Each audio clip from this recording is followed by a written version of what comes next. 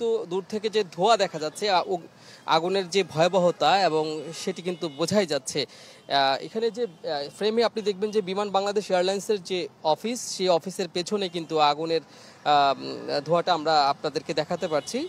আশা করি কিছুক্ষণের মধ্যে পৌঁছে আপনাদেরকে আরও খুব কাছ থেকে আগুনের ঘটনা দেখাতে পারবো। আপনাকে যদি আমি বলি যে আসলে ফায়ার সার্ভিস আমাদেরকে যে তথ্য দিয়েছে বেলা 2:30টার দিকে আগুনের ঘটনা ঘটে এবং পরবর্তীতে বিমানবন্দরে তো অগ্নি নির্বাপনের ব্যবস্থা যথেষ্ট থাকে, তারা সে অনুযায়ী কাজ করছে এবং ফায়ার সার্ভিসের থেকে আমাদেরকে সর্বশেষ যে তথ্য জানানো হয়েছে তাদের মোট 16টি ইউনিট এই মুহূর্তে আগুনে কাজ করছে এবং আরও 16টি ইউনিট কিন্তু পথে রয়েছে এবং বিমানবন্দরের যেখানে আগুন লেগেছে সেটি 8 নম্বর গেট এবং এটি হচ্ছে মূলত মালামাল রাখার অর্থাৎ কার্গো গেট বলা হয় এবং কার্গো মালামাল কিন্তু সেখানে পুড়েছে।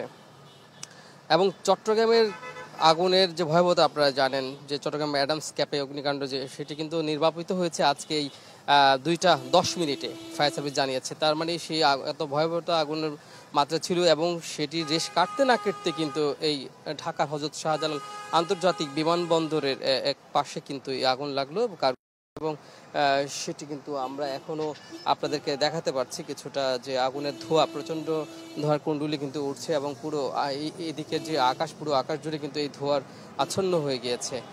গণমাধ্যমের কর্মীরা কিন্তু সেদিকে ছুটছেন, প্রত্যেকটি গণমাধ্যমের কর্মীরা সেদিকে যাচ্ছেন। আমরাও কাছাকাছি গিয়ে আপনাদেরকে সেটির ভয়াবহতা দেখাতে পারবো।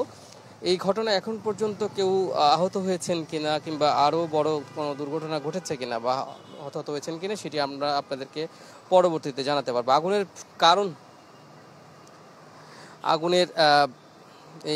আগুনের যে পরিমাণ ক্ষয়ক্ষতি হয়েছে সেটি আরও পরে বলা যাবে, যেহেতু অগ্নিকাণ্ডের ঘটনা কিছুক্ষণ আগেই ঘটেছে।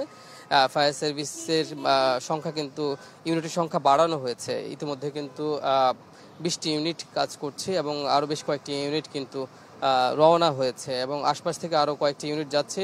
এছাড়া বিমান বাহিনীর টিম কাজ করছে, ফায়ার সার্ভিসের পাশাপাশি বেবি চকের যেসব কর্মী আছেন তারা কাজ করছেন। এখানে সেনাবাহিনী কিন্তু সড়কের যে যানজটের যে নিরাপদ যানজটের যে এদিকে বামে দিয়ে আমরা একটু যাচ্ছি যে যাতে একটু যানজটটা আমরা এড়িয়ে চলতে পারি। এখানে সেনাবাহিনী সদস্যরা কিন্তু যানজট নিয়ন্ত্রণে কাজ করছেন, যাতে ফায়ার সার্ভিসের যারা আসছেন, যে ইউনিটগুলো আসছে তারা যাতে সুন্দরভাবে এই ঘটনাস্থলে পৌঁছাতে পারে এবং অগ্নি নির্বাপনে কাজ করতে পারে। তো দূর থেকে আমরা আপনাদেরকে যে ধোঁয়ার যে মাত্রা মনে হলো যে এখানে আগুনের একটি বড় রকমের ক্ষয়ক্ষতি হবে সেটি কিন্তু আশঙ্কা করা হচ্ছে।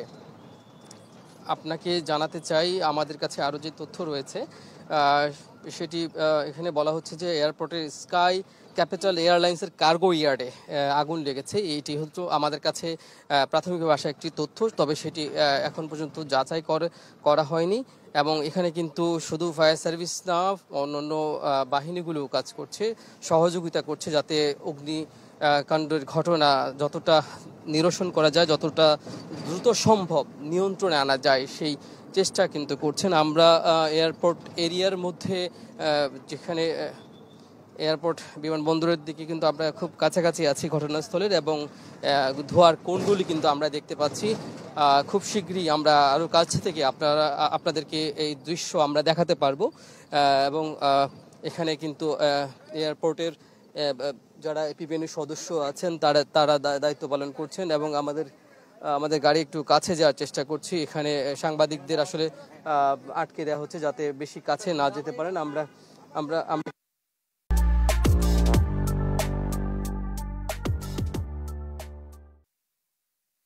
দেখাবো। আমরা গাড়ি থেকে নেমে আপনাদেরকে আরেকটু ভালোভাবে দৃশ্য দেখানোর চেষ্টা করছি। আমরা গাড়ি থেকে নামছি এবং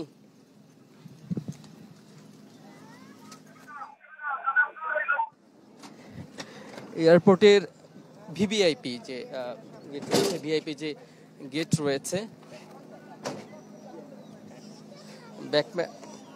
এখানে আমরা খুব কাছ থেকে কিন্তু অনেকটা কাছেই চলে এসেছি এবং এখানে কালো ধোঁয়ার কুণ্ডুলি কিন্তু দেখতে পাচ্ছি। আমরা একটু হেঁটে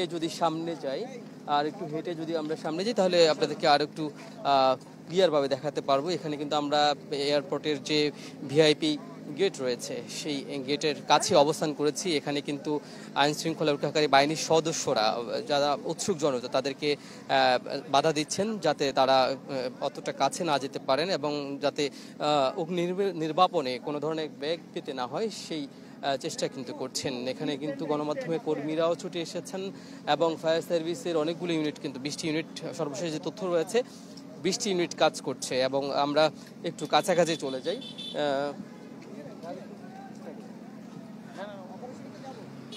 আমরা হাঁটতে হাঁটতে একটু যতটা নিরাপদ দূরত্বে সম্ভব আমরা চলে যাব, আপনাদেরকে সেই অগ্নিকাণ্ডের ঘটনা দেখাবো এবং আগুনের সূত্রপাত কিভাবে সেটি এখন পর্যন্ত আমাদের কাছে সেই বিষয়ে কোনো তথ্য আসেনি। তবে এদিকে যে কার্গো মালামাল ছিল, বিমানের যেসব মালামাল বহন করা হয় বা পার্সেল আসে সেগুলো কিন্তু এখানে রাখা হতো। আমরা দেখছি যে আসলে আগুনের যে ভয়াবহতা এটি আসলে কতটা সহজে নিয়ন্ত্রণ হবে সেটা বলা যাচ্ছে না, যেহেতু এখানে খুব গুরুত্বপূর্ণ মালামাল রাখা ছিল এবং ফায়ার সার্ভিসের কর্মীদেরকে কিন্তু আমরা দেখতে পাচ্ছি। ফায়ার সার্ভিসের কর্মীরা কাজ করছেন,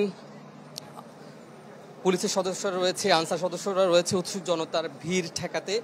এখানে ক্রমেই আইন শৃঙ্খলা রক্ষাকারী বাহিনীর পাশাপাশি অন্যান্য আগুন যাতে এখান থেকে আরো বেশি ছড়াতে না পারে সেই চেষ্টা কিন্তু ফায়ার সার্ভিস করছে।